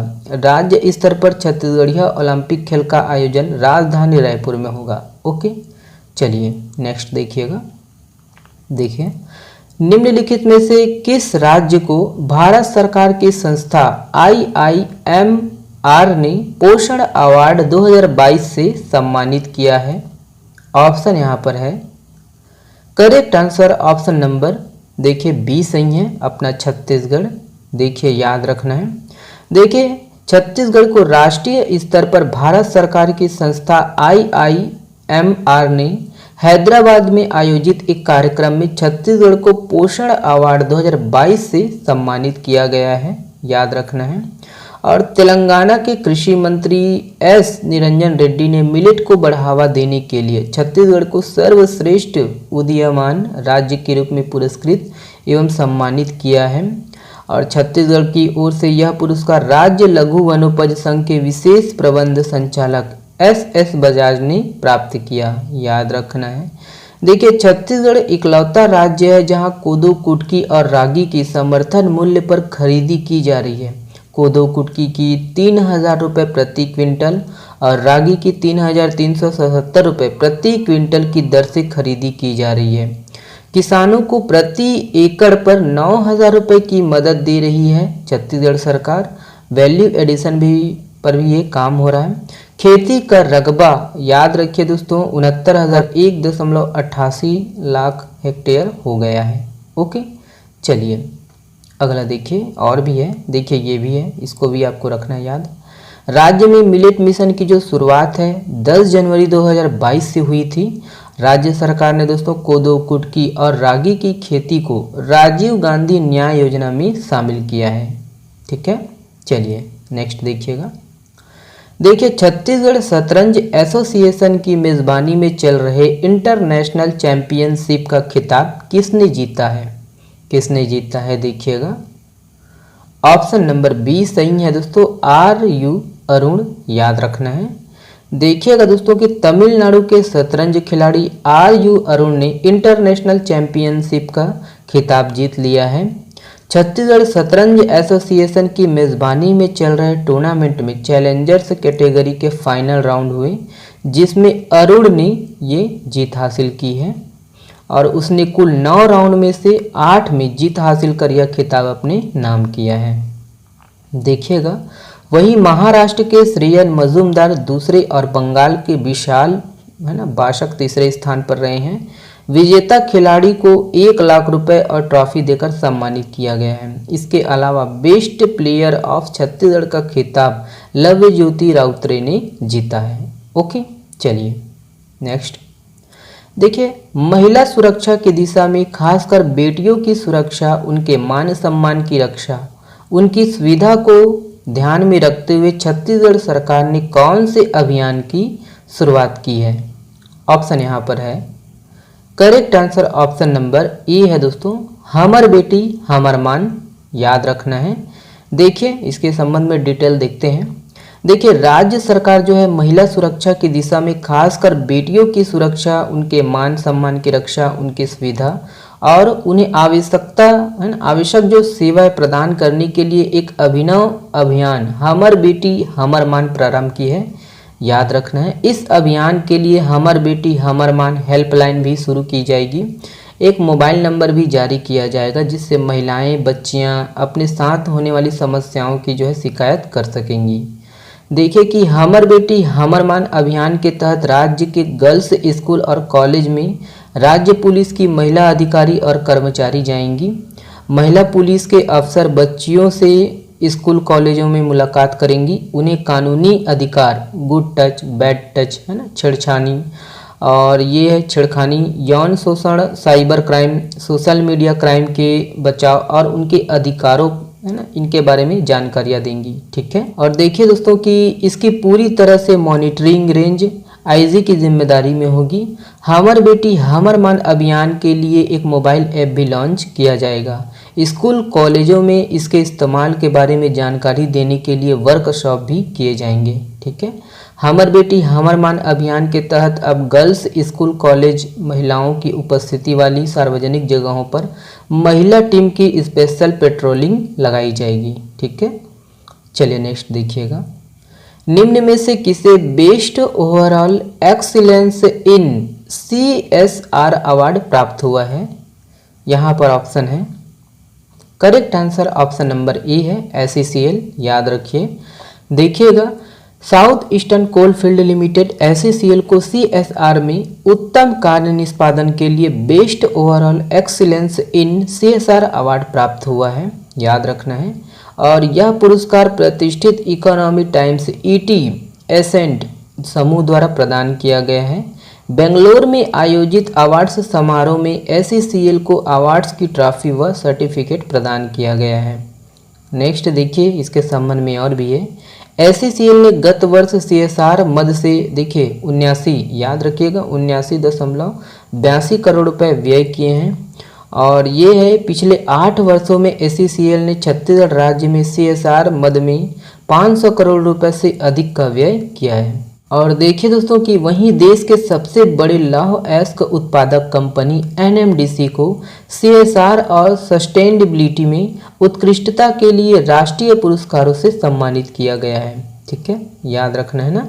चलिए नेक्स्ट देखिएगा, ये है, देखिए हॉकी इंडिया के अध्यक्ष कौन बने हैं? ऑप्शन यहाँ पर है, correct answer option number A है दोस्तों, दिलीप तिर्की। याद रखिए, देखिएगा कि पूर्व भारतीय कप्तान और पद्मश्री से सम्मानित दिलीप तिर्की को हॉकी इंडिया के निर्विरोध अध्यक्ष चुन लिए गए हैं। वह हॉकी इंडिया के अध्यक्ष बनने वाले पहले हॉकी खिलाड़ी। हाल ही में चर्चित किताब बस्तर दशहरा के लेखक निम्न में से कौन है? ऑप्शन यहाँ पर है, correct answer option number B है दोस्तों, रुद्र नारायण पाणिग्राही। याद रखना है, हम लोग राजीव रंजन प्रसाद और लाला जगदलपुरी की रचनाओं को भी देखेंगे जो कि इम्पोर्टेंट है। तो सबसे पहले देखिए इसका जो आंसर है रुद्र नारायण पाणिग्राही। तो देखिए ये किस कारण चर्चा में है, तो बस्तर दशहरे से संबंधित किताब बस्तर दशहरा के लेखक रुद्र नारायण पाणिग्राही है। इस किताब के पेज 99 में बस्तर दशहरे की भूली बिसरी परंपरा को बताया गया है। इसके अनुसार विजयदशमी के दिन पूरी की जाने वाली भीतर रहनी रस्म के दौरान विजय रथ पर आरूढ़ महाराजा बस्तर अपने हाथों से नीलकंठ पक्षी को खुले आसमान में उड़ाते थे। उड़ाए जाने वाले इस नीलकंठ पक्षी का इंतजाम रैया के जिम्मे था। देखिए बस्तर दशहरे पर आमंत्रित गांव-गांव के मांझी, मुखिया, चालकी, नाई, कापड़दार, हेकमीस, समरस, पेद्दा, धुरवा, पचेल, दोरा और जमींदार से लेकर ग्रामीण भी अपनी हैसियत के मुताबिक चीतल, कोटरी, खरगोश, बाज, चेपा, कबूतर, मोर, बकरा आदि महाराजा को भेंट करने साथ लाते थे। देखिए और भी है, देखिए इस भूली बिसरी परंपराओं के साथ एक और परंपरा जिसमें बगुला उड़ाने की रस्म शामिल है। इसमें विजय रथ के दोनों छोर पर कपड़दार तैयार होते हैं जो लंबे कपड़े के एक छोर पर गांठ बांधकर उसे हवा के ऊपर की ओर उछालता और फिर बटोरता था। चलिए नेक्स्ट देखिएगा, देखिए लाला जगदलपुरी जी की रचनाएं हैं, है ना, बस्तर से संबंधित है। बस्तर इतिहास एवं संस्कृति उनकी रचनाएं, बस्तर की लोकोक्तियाँ, बस्तर की मौखिक कथाएं, हल्बी लोक कथाएं, हल्बी पंचतंत्र, आंचलिक कविताएं, मिमियाती जिंदगी, है ना, दहाड़ते परिवेश।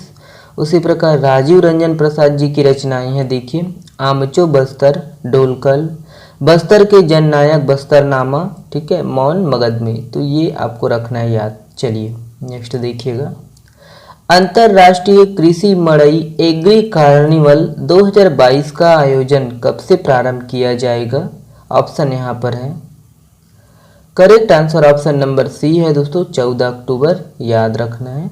देखिएगा कि इंदिरा गांधी कृषि विश्वविद्यालय द्वारा कृषि विभाग तथा अन्य राष्ट्रीय एवं अंतर्राष्ट्रीय संस्थाओं के सहयोग से अगले माह 14 से 18 अक्टूबर तक अंतर्राष्ट्रीय कृषि मड़ई एग्री कार्निवल 2022 का आयोजन किया जाएगा। याद रखना है कि इसमें अंतर्राष्ट्रीय एवं राष्ट्रीय स्तर के संस्थाओं के निदेशकों, कृषि वैज्ञानिकों, विभिन्न कृषि उत्पाद निर्माता कंपनियों के वरिष्ठ अधिकारियों, स्टार्टअप्स उद्यमियों एवं बड़ी संख्या में प्रगतिशील कृषक शामिल होंगे। और इसके लिए कृषि मंत्री रविंद्र चौबे ने एग्री कार्निवल 2022 के पोस्टर एवं ब्रोशर का जो है विमोचन किया है। नेक्स्ट देखिएगा, ये है, देखिए निम्नलिखित में से कौन देश के सबसे युवा अमीर बन गए हैं? ऑप्शन यहाँ पर है, correct answer option number C है दोस्तों, कैवल्य वोहरा, याद रखना है। देखिएगा ग्रोसरी डिलीवरी ऐप जेप्टो के सह संस्थापक कैवल्य वोहरा देश के सबसे युवा अमीर बन गए हैं। 19 साल के वोहरा देश के पहले युवा हैं जिनके पास 1000 करोड़ से अधिक की संपत्ति है।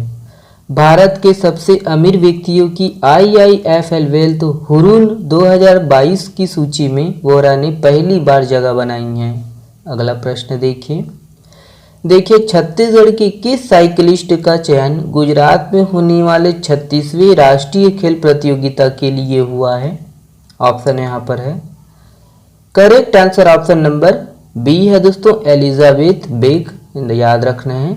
देखिएगा इसके संबंध में, ठीक है, तो एलिजाबेथ को याद रखना है, एलिजाबेथ बेग। देखिए ये है, देखिए छत्तीसगढ़ के जसपुर जिले की 28 वर्षीय साइकिलिस्ट एलिजाबेथ बेग का चयन गुजरात में होने वाली 36वीं राष्ट्रीय खेल प्रतियोगिता के लिए हुआ है। यह प्रतियोगिता 27 सितंबर से 10 अक्टूबर तक चलेंगी, याद रखना है। और 2005 में एलिजाबेथ ने सरगुजा के मैनपाट कार्निवाल में आयोजित साइकिल प्रतियोगिता में हिस्सा लिया था। इस प्रतियोगिता में सामान्य साइकिल से एलिजाबेथ ने प्रथम स्थान हासिल कर छत्तीसगढ़ की पहली सर्वश्रेष्ठ साइकिलिस्ट बनी। देखिए चंडीगढ़ एयरपोर्ट का नाम किसके नाम पर किया जाएगा? ऑप्शन ए सही आंसर है दोस्तों, शहीद आजम भगत सिंह, याद रखना है। देखिएगा प्रधानमंत्री नरेंद्र मोदी ने चंडीगढ़ एयरपोर्ट का नाम शहीद आजम भगत सिंह के नाम पर रखने की घोषणा कर दी है, याद रखना है। इंडियन पावर लिफ्टिंग फेडरेशन द्वारा आयोजित राष्ट्रीय पावर लिफ्टिंग चैंपियनशिप में छत्तीसगढ़ से किसने स्वर्ण पदक जीता है? ऑप्शन यहाँ पर है, correct answer option number C है दोस्तों, संजीदा खातून, याद रखिएगा।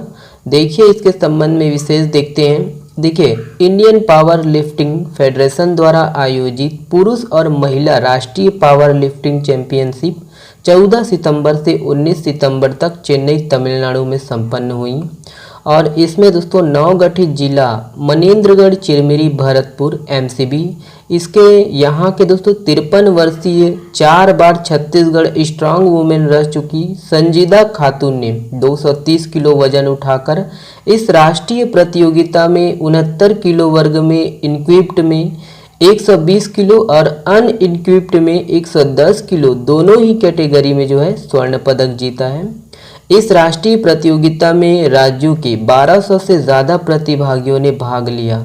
छत्तीसगढ़ के 42 खिलाड़ियों ने भी इस राष्ट्रीय पावर लिफ्टिंग चैंपियनशिप में छत्तीसगढ़ का प्रतिनिधित्व किया, जिसमें स्वर्ण, रजत, कांस्य पदक के साथ महिला एवं पुरुष चैंपियनशिप की जो है ट्रॉफी भी अपने नाम किया है। ओके, चलिए नेक्स्ट देखिएगा। देखिए, इंदिरा गांधी कृषि विश्वविद्यालय रायपुर में आयोजित पूर्वी क्षेत्र अंतर महाविद्यालयीन खेलकूद प्रतियोगिता में किसने ओवरऑल चैंपियन का खिताब जीता है? ऑप्शन यहाँ पर है, करेक्ट आंसर जो है ऑप्शन नंबर ए है, कृषि महाविद्यालय रायपुर। देखते हैं इसके संबंध में हम विशेष। इंदिरा गांधी कृषि विश्वविद्यालय रायपुर में आयोजित पूर्वी क्षेत्र अंतर महाविद्यालयीन खेलकूद प्रतियोगिता में कृषि महाविद्यालय रायपुर ने सर्वश्रेष्ठ प्रदर्शन करते हुए ओवरऑल चैंपियन का खिताब जीत लिया है। याद रखना है, देखिए इसमें दाऊ कल्याण सिंह कृषि महाविद्यालय अनुसंधान केंद्र भाटापारा ने द्वितीय स्थान प्राप्त किया। और इस प्रतियोगिता में दोस्तों 22 ये जो प्रतियोगिता है 22 सितंबर से 25 सितंबर के मध्य खेली गई, जिसमें राज्य के पूर्वी क्षेत्र के 11 महाविद्यालयों के 305 छात्र छात्राएं खिलाड़ियों ने हिस्सा लिया। ओके, ध्यान रखिएगा। चलिए देखते हैं। देखिए, CM trophy India international badminton challenge 2022 में किस भारतीय जोड़ी ने महिला एवं पुरुष एकल खिताब जीत लिया है? ऑप्शन यहाँ पर है, करेक्ट आंसर है दोस्तों option number A, Tasnim Mir और प्रियांशु रजावत। याद रखना है। देखिएगा दोस्तों, CM trophy India international badminton challenge 2022 में महिला एवं पुरुष एकल खिताब क्रमशः तस्नीम मीर एवं प्रियांशु रजावत ने जीत लिया है। याद रखना है कि विश्व की पूर्व junior number 1 shuttler Tasnim Mir और प्रतिभागी प्रियांशु रजावत ने रायपुर में खेले गए इंडिया इंटरनेशनल बैडमिंटन चैलेंज जीत लिया है वही। और देखिए वही है, तस्नीम मीर ने महिला और प्रियांशु रजावत ने पुरुष एकल का जो है खिताब जीत लिया है। ठीक है, याद रखिएगा, है ना। चलिए अगला प्रश्न देखते हैं। ये है, देखिए हाल ही में किस भारतीय महिला क्रिकेटर ने अंतर्राष्ट्रीय क्रिकेट से संन्यास लेने की घोषणा की है? ऑप्शन यहाँ पर है, correct answer option number D है दोस्तों, झूलन गोस्वामी जी। याद रखिएगा झूलन गोस्वामी को। देखिए भारतीय महिला क्रिकेटर झूलन गोस्वामी ने अंतर्राष्ट्रीय क्रिकेट से संन्यास ले लिया है और उनका जो जन्म है 1982 में पश्चिम बंगाल में हुआ था। वह दाएं हाथ के माध्यम से तेज गेंदबाज और दाएं हाथ के ही वो बल्लेबाज थी। देखिएगा उन्होंने 204 एक दिवसीय मैच खेले जिसमें उन्होंने 255 विकेट लिए हैं। उन्हें अर्जुन पुरस्कार 2010 और पद्मश्री 2012 से भी सम्मानित किया गया है। याद रखना है, झूलन गोस्वामी जिसके नाम अब तक महिला वनडे क्रिकेट में सबसे ज़्यादा विकेट का जो है रिकॉर्ड है और वे आईसीसी रैंकिंग में वे गेंदबाजी में नंबर 1 रह चुकी है। इसके अलावा उसके नाम कई रिकॉर्ड दर्ज हैं। याद रखिए झूलन गोस्वामी। देखिए ये वाला प्रश्न वेरी इंपॉर्टेंट है दोस्तों, ध्यान से सुनिएगा। आयुष्मान भारत डिजिटल मिशन में देश भर में सबसे ज़्यादा शासकीय अस्पतालों को पंजीकृत करने वाला राज्य कौन सा बन गया है? कौन राज्य बन गया है? देखिएगा ऑप्शन नंबर दोस्तों बी सही आंसर है अपना छत्तीसगढ़। देखिएगा कि आयुष्मान भारत डिजिटल मिशन में छत्तीसगढ़ देश में सबसे ज़्यादा शासकीय अस्पतालों को पंजीकृत करने वाला राज्य बन गया है। देखिए आयुष्मान भारत प्रधानमंत्री जन आरोग्य योजना के अंतर्गत महिलाओं के इलाज में भी छत्तीसगढ़ देश में सबसे आगे हैं। केंद्रीय स्वास्थ्य मंत्री डॉक्टर मनसुख मंडाविया ने नई दिल्ली में आयोजित आरोग्य मंथन कार्यक्रम में छत्तीसगढ़ को पुरस्कृत किया। छत्तीसगढ़ की ओर से स्वास्थ्य एवं परिवार कल्याण विभाग के सचिव Prasanna R, state nodal agency के मुख्य कार्यपालन अधिकारी सह संचालक स्वास्थ्य सेवाएं भीम सिंह और ये राज्य नोडल एजेंसी के उप संचालक डॉक्टर श्रीकांत राजिम वाले ने यह पुरस्कार ग्रहण किया। देखिएगा कि महिलाओं को इतनी बड़ी संख्या में योजना के माध्यम से उपचार देने में छत्तीसगढ़ देश में सबसे आगे हैं। इसके लिए राष्ट्रीय स्वास्थ्य प्राधिकरण द्वारा प्रदेश को आयुष्मान उत्कृष्टता पुरस्कार प्रदान किया गया है। इसके साथ ही आयुष्मान भारत डिजिटल मिशन में छत्तीसगढ़ ने 9,000 से ज़्यादा शासकीय अस्पतालों को पंजीकृत कर लिया है। इसके लिए भी राज्य को राष्ट्रीय स्तर पर सर्वोच्च स्थान प्राप्त करने पर आयुष्मान उत्कृष्टता पुरस्कार प्रदान किया गया है। ठीक है। देव पांडुम जो प्राकृतिक कुंड एवं गुफा के लिए चर्चा में है, छत्तीसगढ़ के किस जिले में स्थित है? ऑप्शन यहाँ पर है, correct answer option number B है दोस्तों, बालोद। याद रखिएगा ये बालोद में है। तो चलिए विशेष देखते हैं। देखिएगा कि बालोद जिला के जिला मुख्यालय से 28 किलोमीटर दूर डौंडी ब्लॉक के ग्राम रजही का आश्रित ग्राम देव पांडुम, यहाँ घने जंगल और पहाड़ के बीच माँ दंतेश्वरी का मंदिर है और देवों की मूर्तियों के कारण इस क्षेत्र का नाम देव पांडुम पड़ा है। प्राकृतिक सौंदर्य, घने जंगल, कुंड, गुफा व पहाड़ के बीच देव पांडुम पर्यटकों के लिए आकर्षण का केंद्र बना हुआ है। पहाड़ के नीचे का गुफा, इनका जो मुहाना है 17 फीट ऊंचा और 15 फीट चौड़ा है। देव पांडुम पहाड़ के एक तरफ कुंड तो पहाड़ के दूसरी ओर प्राकृतिक झरना है एवं पत्थरों का जो है विशाल पहाड़ है। जंगल और पहाड़ के रहस्यों को जानने और ट्रैकिंग करने दूर दूर से लोग यहाँ आते हैं। याद रखिएगा दोस्तों ये किस जिले में है? तो बालोद जिले में है। ठीक है, पूछ सकता है एग्जाम में। नेक्स्ट देखिएगा दोस्तों, ये है, देखिए छत्तीसगढ़ में ट्राइबल विलेज कहाँ बनाया गया है? ऑप्शन यहाँ पर है, करेक्ट आंसर है ऑप्शन नंबर बी, मैनपाट। याद रखिए। देखिए दोस्तों कि छत्तीसगढ़ का शिमला कहे जाने वाले मैनपाट में 21 करोड़ की लागत से बन रहा ट्राइबल विलेज नवंबर से पर्यटकों के लिए शुरू हो जाएगा। 20 एकड़ में इसे तैयार किया गया है, जिसमें एक झील भी है। इसे पूरी तरह से सांस्कृतिक स्थानीय संस्कृति और रहन सहन के हिसाब से तैयार किया गया है, जहां पर्यटक सरगुजिया संस्कृति के बीच रह सकते हैं।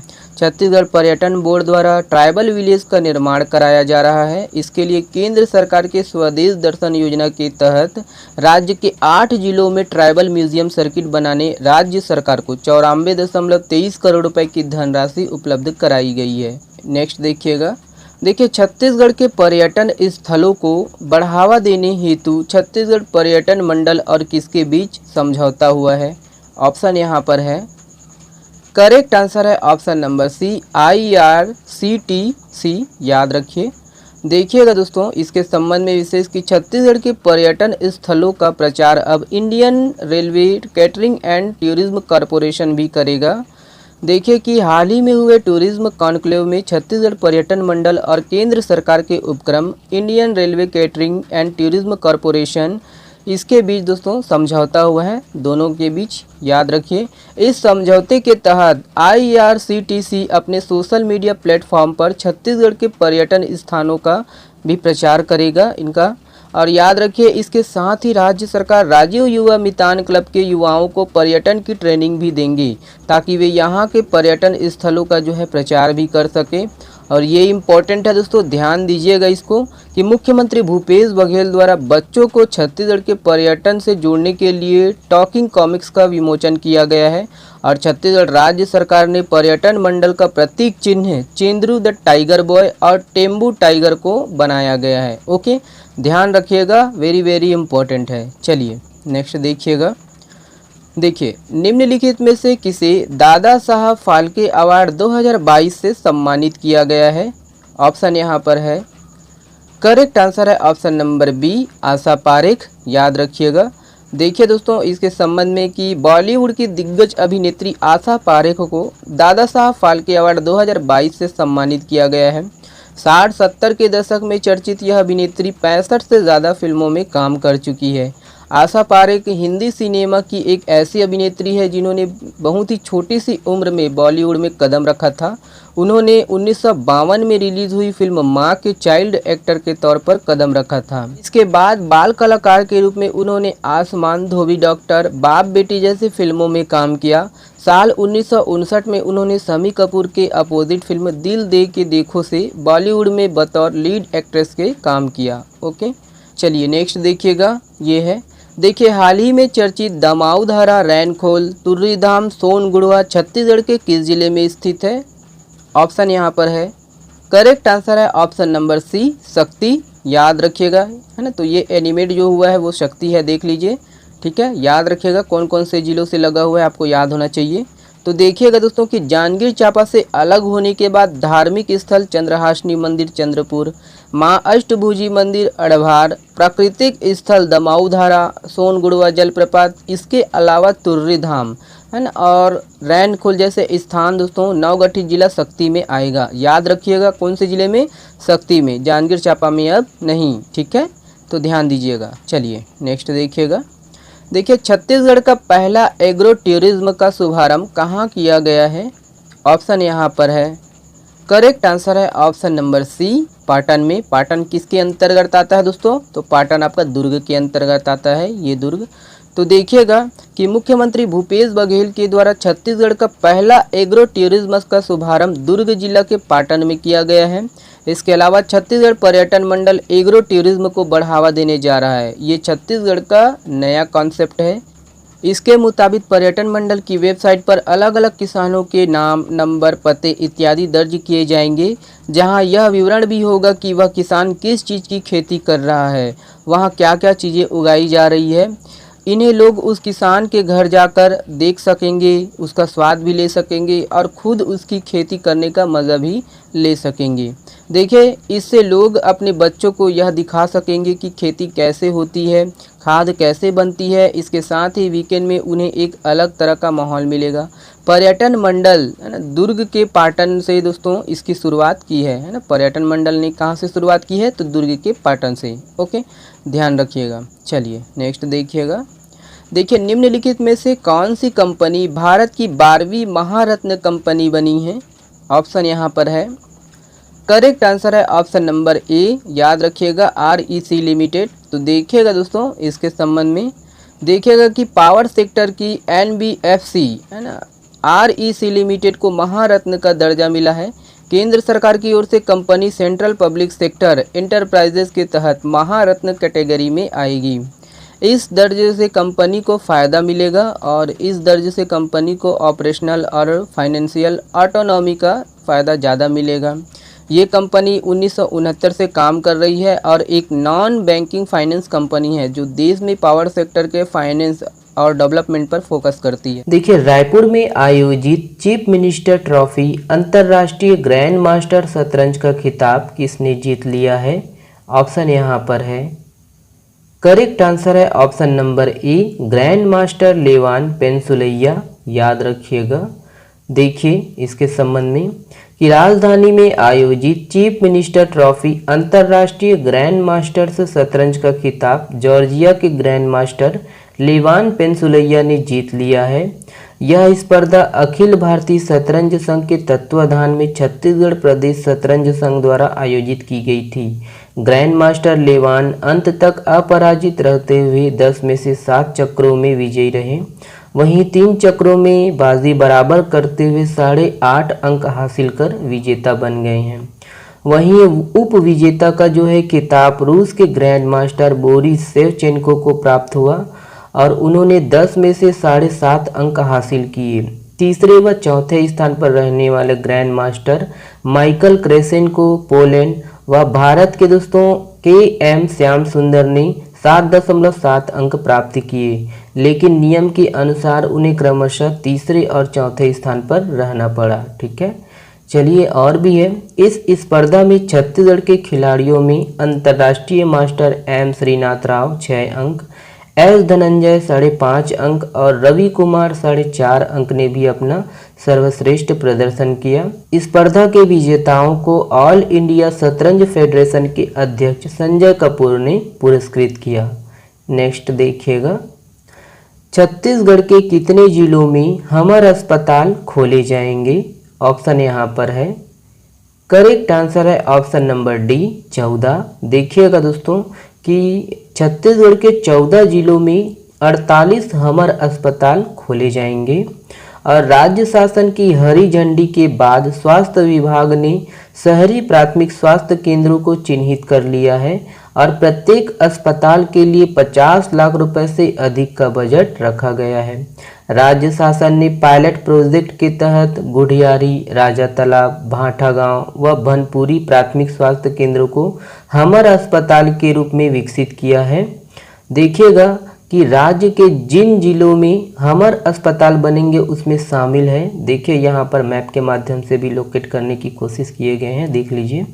इसमें शामिल है रायपुर, बिलासपुर, बस्तर, धमतरी, दुर्ग, जांजगीर चांपा, कवर्धा, कोरबा, मुंगेली, महासमुंद, रायगढ़, राजनांदगांव, सरगुजा और बलौदाबाजार। ठीक है, ध्यान रखिएगा। देखिए कि हमारे अस्पताल के तहत स्वास्थ्य केंद्रों को इको फ्रेंडली अस्पताल के रूप में विकसित किया जाता है और यहाँ पर 12 घंटे ओपीडी, 142 तरह की जो है दवाएं निःशुल्क और खून से जुड़ी 120 तरह की जांचें, सोनोग्राफी और एक्सरे मशीन की सुविधा, लीवर रूम, फिजियोथेरेपी, आँख व दांतों के जो है इलाज समेत तमाम सुविधाएं मिलती है। ये इम्पोर्टेंट है, इसको ध्यान दीजिएगा। छत्तीसगढ़ में शासकीय अस्पतालों में जिला अस्पतालों की संख्या कितनी है? 28। सामुदायिक स्वास्थ्य केंद्रों की संख्या कितनी है? 174। चलिए नेक्स्ट देखिएगा। माँ सर्वमंगला मंदिर किस जिले में स्थित है? ऑप्शन यहाँ पर है, करेक्ट आंसर है ऑप्शन नंबर सी, कोरबा में है, याद रखिएगा। देखिए माँ सर्वमंगला मंदिर कोरबा जिले में हसदेव नदी के तट पर स्थित है। आदिशक्ति माँ सर्वमंगला का स्वरूप माँ दुर्गा का ही है। मंदिर का निर्माण 123 साल पहले कोरबा जमींदार के पूर्वजों ने कराया था।